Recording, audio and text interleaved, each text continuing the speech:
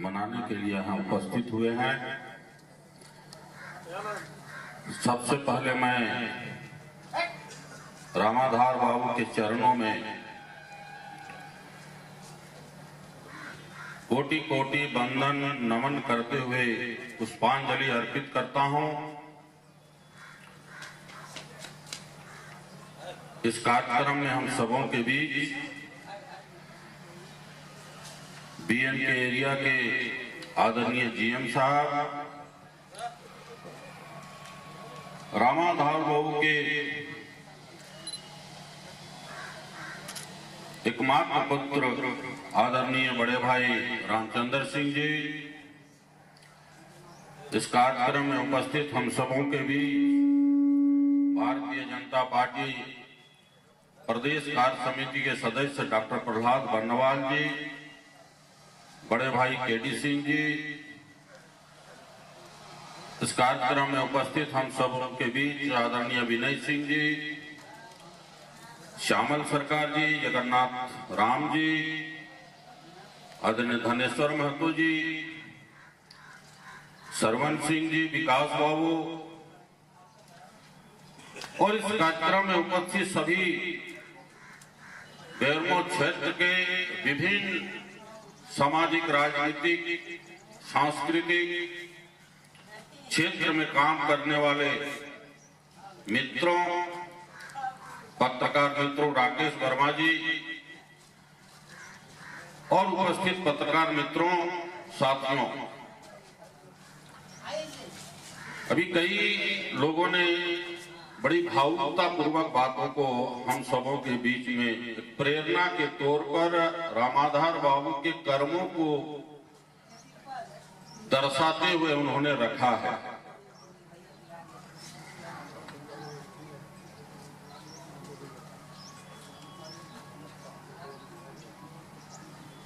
इसी पर मैं दो लाइन आप सबके बीच में कहता हूं। इनके जीवन से जो हमारी प्रेरणा मिलती है, जो मार्गदर्शन मिलता है कि आदमी तो हम सब हैं, पर आदमी वही है जो आदमी के काम आए।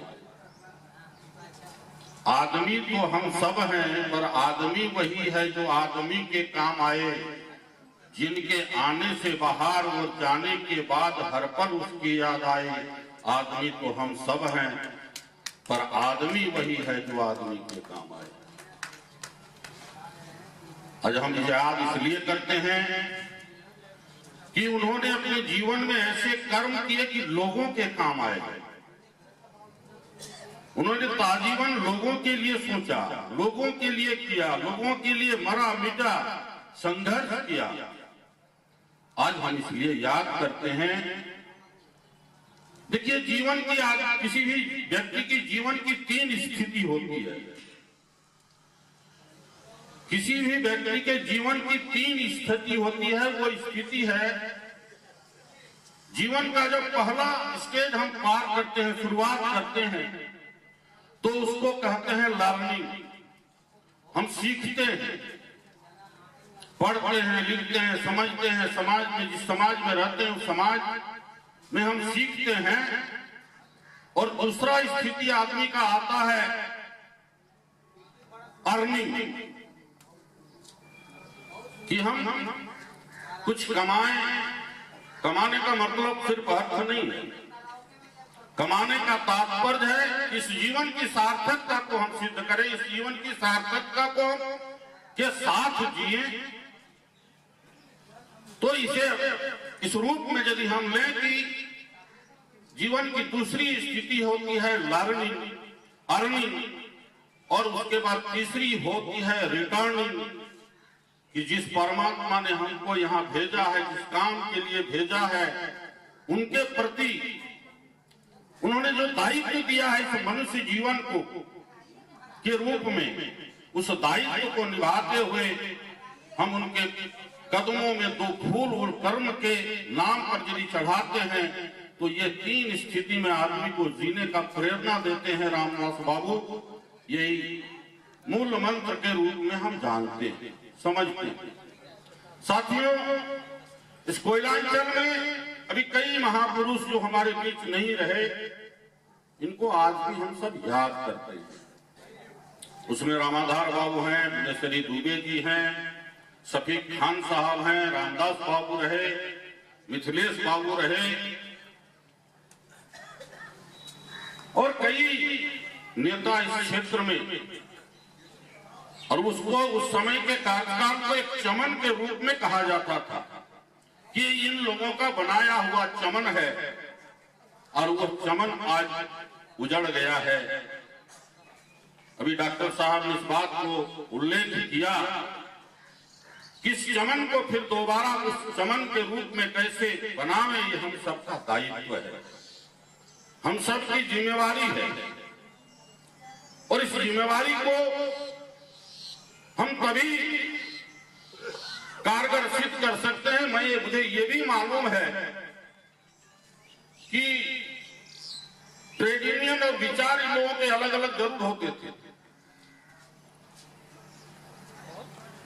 तो विचारों का और ट्रेड यूनियन की लड़ाई अलग अलग करते हुए भी मजदूर हित का जहां सवाल आता था, ऐसे लोग रात के समय बैठ करके चिंतन करते थे कि मजदूरों को कैसे हित हो, मजदूरों की समस्याओं का समाधान कैसे हो, ये चिंता करते थे।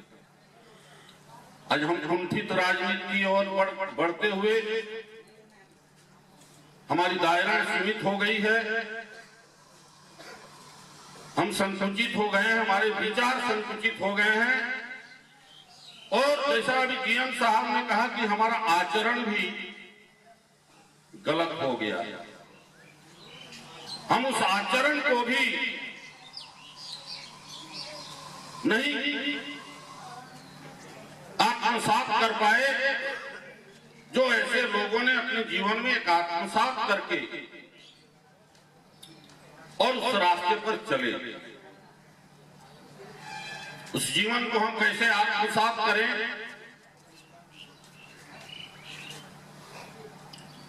उसके लिए हमें संकल्प लेना पड़ेगा। लेकिन हमारे गुरुदेव बोलते हैं कि संकल्प लीजिए जरूर, लेकिन संकल्प में कोई विकल्प न हो। संकल्प हम लेते हैं, लेकिन उसके बाद जैसे ही संकल्प लेके निकलते हैं लेकिन शब्द आ जाता है। हम लेकिन शब्द को अंत करें और यदि संकल्प हम ले रहे हैं आज के दिन में इनके श्रद्धा सुमन के अवसर पर, तो मेरा दायित्व बनता है इस जीवन में कि उस कर्म उस रास्ते पर चल करके इस क्षेत्र को फिर से हम चमन कैसे बनावें, ये हमारा दायित्व बनता है। आज कमियां हैं इस क्षेत्र के अंदर, बेरमों का भविष्य अंधकार है। हम जिल्लत की राजनीति, जिल्लत की जिंदगी जी रहे हैं, पीने का शुद्ध पानी नहीं मिला आज तक,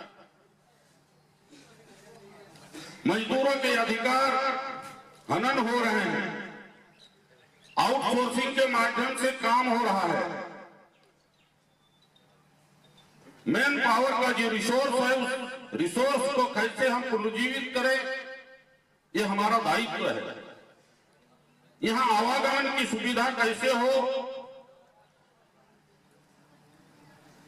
ये भी हमारा दायित्व है। स्वास्थ्य के क्षेत्र में हम बहुत पीछे हैं, जहां हम प्रदूषित जल और प्रदूषित वायु ग्रहण करते हैं, इससे कैसे मुक्ति पावें, ये हम सबकी जिम्मेवारी है। और इन जिम्मेवारी को शिक्षा, उच्च शिक्षा की यहां इतनी कमी है कि यहां +2 तक की अच्छी पढ़ाई नहीं, उच्च हायर एजुकेशन की तो चिंता छोड़ दीजिए, स्किल हैंड और टेक्निकल पढ़ाई की चिंता छोड़ दीजिए। रामविलास में थोड़ा चलता भी था तो वो भी बंद है। पीजी की पढ़ाई चलती थी वो भी बंद है।